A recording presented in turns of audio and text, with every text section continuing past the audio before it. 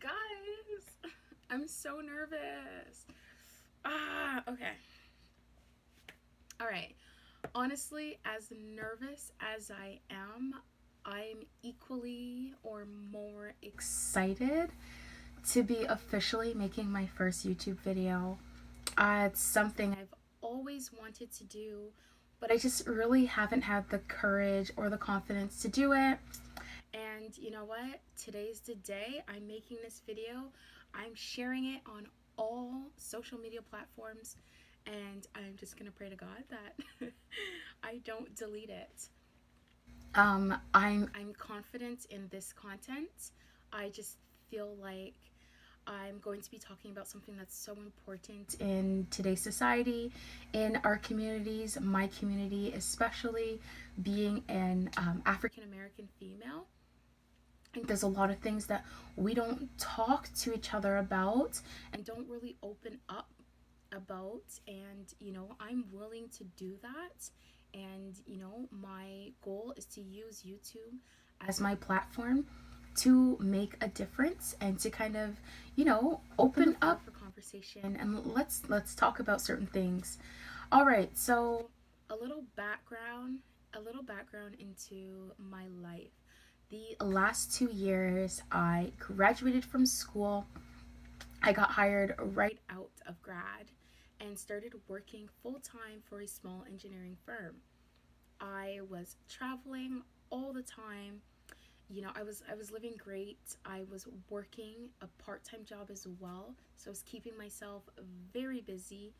But the one thing I was failing at was taking care of myself. And let me tell you, it life life hit me hard.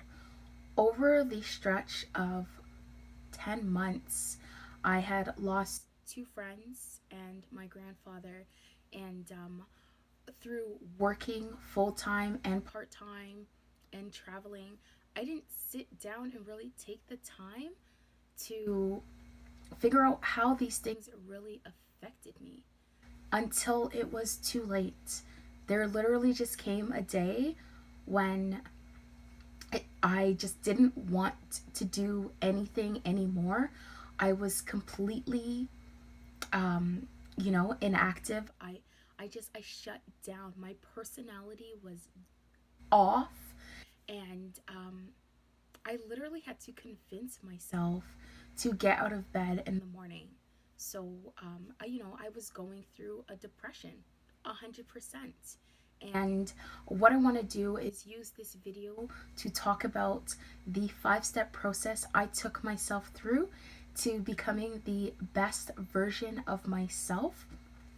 And yeah, hopefully it will help someone or inspire someone to, get through their situation or get through their dark times, just like I got through mine and I'm still continuing to get through. Okay, so the first thing that I had to do was surround myself around positivity, and I was vicious about it. The moment I decided that I didn't want to drag my feet anymore, I literally went from 0 to 100 real quick. I walked out of my job because the environment was negative, it was toxic. And I knew that if I was going to be better, I couldn't continue to stay there. And that was a very tough decision for me. It's not something that everyone can do. I just knew it was something that I had to do, and I did it because I was desperate to feel better, and I knew that I was going to do that. Along with walking out of my job, is, I had to cut off friends. Anyone who didn't have anything good to say was no longer invited into my space. I had to protect me by any cost. That's it. That's all. There were no second chances. If someone didn't support me, even if they were family members, that was it. I wanted nothing to do with them because the journey that I was going to be on had no room for negativity. All right, so the second thing I had to do was restart my focus. Everything that had started to um, fail through working full time, part time, and traveling, I decided to focus on that mainly. For me, it was two things: my health and diet. I was no longer cooking for myself, eating well, going to the gym, and so I went in full throttle. I made myself a schedule which involved working out at least 3 times a week, if not every day if I could. I was still working part time, so I didn't have a complete free schedule. But anytime I felt low or down, I was going to the gym, or I was going to like hot yoga, or just kind of staying home to meditate because I had to focus that hard on my mental health. It didn't make sense going into someone else's environment if I wasn't able to be 100% myself. All right, along with that, I decided to just really eat healthy. My diet is now like about 95% vegetarian. The only exception is that I do eat shrimp sometimes, but other than that, I eat very healthy. I also try to stay away from bread and starches, so I'm really like focused on a keto diet, which I think has helped me so much to see results in what I'm doing, which in return makes me feel happy. I cannot stress how important it is to eat good. When you eat good, you feel good. And I'm a testimony to that. I drink a lot of water. I carry a water bottle with me at all times. I don't know if I'm getting in the recommended amount of liters or gallons. I just know that I'm drinking a lot of water, and it has helped me a lot to feel just so much better. It's not an instant thing, but if you stick with it, it's a long term. It's a long term reward with no side effects. All right. So the third thing I had to do was open up and talk to somebody. So for that reason, I decided to go to counseling. And, so I do have a therapist. I talk to that person as regular as once a week or once a month. As I started feeling better about myself, I no longer really needed that person. It really just creates a safe environment to kind of talk and vent about the things that you're going through rather than just dealing with the thoughts alone and struggling with who you can really talk to. I didn't know who I could talk to about certain things, and so I needed a professional, and that's what I decided to do. Another thing that I would do is actually make videos of myself. So I would record myself venting and just getting things off my chest. It was free and it was always available at my fingertips. I didn't play those videos back or save them. I deleted them when I was done. And what that did was to help clear my thoughts, rather than thinking that I have no one to talk to. Shoot, I got myself, and you have yourself too. And so that's a great way to kind of just de stress and release.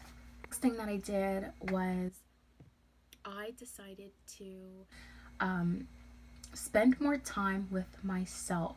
This meant deleting the Facebook app from my phone, the Instagram app from my phone, just not making myself available to people 24 hours a day. I deleted these apps from Monday to Thursday, and I only indulged in them over the weekend. Um, if it was an emergency and that person was important, they had my phone number and they could contact me. But even then, I would turn my phone off at 10 p.m. every night. And that was my time. This is my personal time to reflect and relax. All right. So I think that was something that really helped me a lot. You know, we don't realize how much time you spend going through your feeds on social media, and they don't always have a positive impact on your life. You're always looking at what someone else is doing or what someone else is achieving. And when you're already going through a tough time in life, it's just not the healthiest thing to do. All right. So the next thing I did once I started to feel better about myself, which to be honest was pretty instant. Like after a couple of days of doing all these things, I felt great, and I thought it was so important to pay it forward, give back. So how I did that is, I know it's a little ironic to say through social media, but that is the platform of this generation, and so sometimes you do have to use it in a positive way. I learned so many different keto recipes. Here you go. I'm sharing that. Somebody who felt lost in the gym. Hey, check out my workout. I created it and I'm sharing it with you. Here's an inspirational quote. And the positive feedback I got through doing these things made me feel like I'm important and I'm really doing something that's valuable to other people. You know, I had a lot of people reach out to me and say, you know, thank you so much for that recipe. I'm gonna try that. You know, thanks. I needed to hear this today, sis. Or, damn girl, that workout's fire. I'm coming to the gym with you. And immediately you start to feel just so important, and it can't have any harm on my mental health. It actually helped boost me up back to the queen level where I needed to be. All right, so the next thing I wanted to say is I had to find my faith again. So for me, that meant praying more often, just really getting in touch with my spirituality. I do believe in God. I believe that He guides, watches, and protects me throughout every aspect of my life. And I really just started to spend more time listening to Steven Furtick or Joyce Meyers on YouTube every night before going to bed, and every morning before leaving the house. I would just let it play in the background as I'm getting ready, and it would always help motivate me and just help keep me spiritually strong. Everything happens for a reason, and so therefore you are here for a reason. You are important. You are valuable. I don't know what you're going through. Only you know that. And so only you can help yourself. If that means going the route of medication, or going the route of counseling, or just even taking the steps that I took to really make sure that I could get my mental health back to 100, then you do you, sis.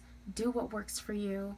Just make sure that you know that you're not alone, and there's always someone that is going through the same thing. All right, so I can exhale now. That's it. I don't have anything else to talk about. I'm hoping that you give this video a thumbs up if you liked it. If you have anything to say, please drop a comment. I look forward to engaging in conversation about the topics that I touched on. Also, I hope you subscribe to my channel and follow me on my journey. And yeah, that's it for today. Thank you.